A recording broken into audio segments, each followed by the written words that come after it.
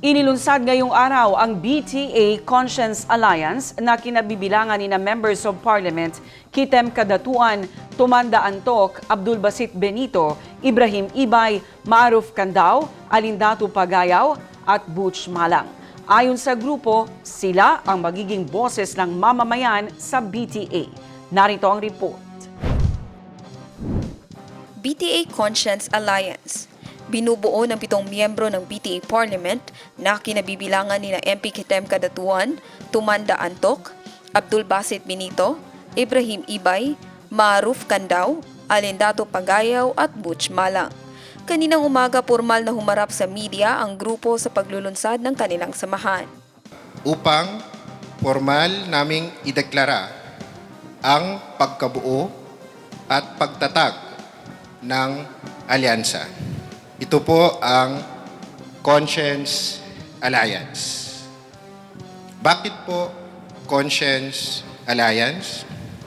Conscience, sa salitang konsensya, conscience, dahil po ito po ang gagabay sa atin sa tama, sa katotohanan, sa dapat at nararapat na gawin.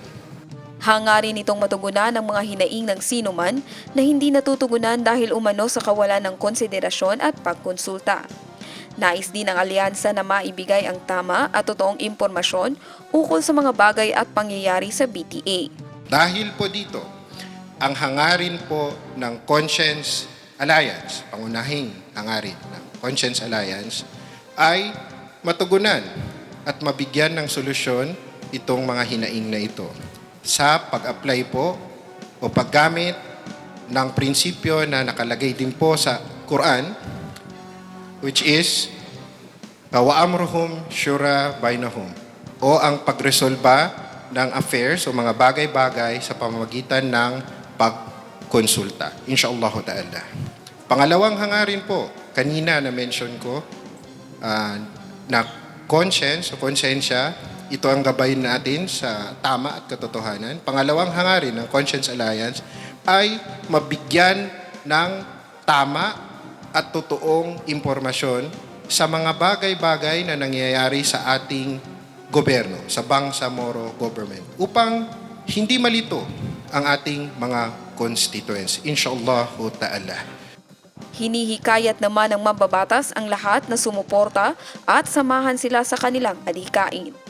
Ani MP Kadatuan, wala umanong susuportahan na bill ang alyansa hanggat hindi dumadaan sa tamang konsultasyon. Pero ayon sa grupo, suportado nila ang bagong inihaing BARM Parliamentary Districting Bill. Ang maaasahan ng mga tao is mayroong mga members of parliament na makikinig sa kanilang mga boses.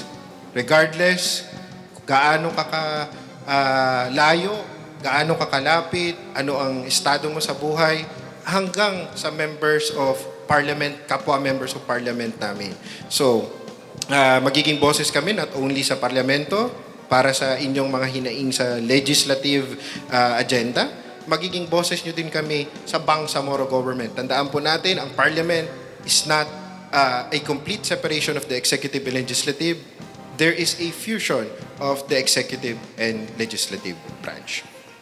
Jen Garcia, iMinds, Philippines.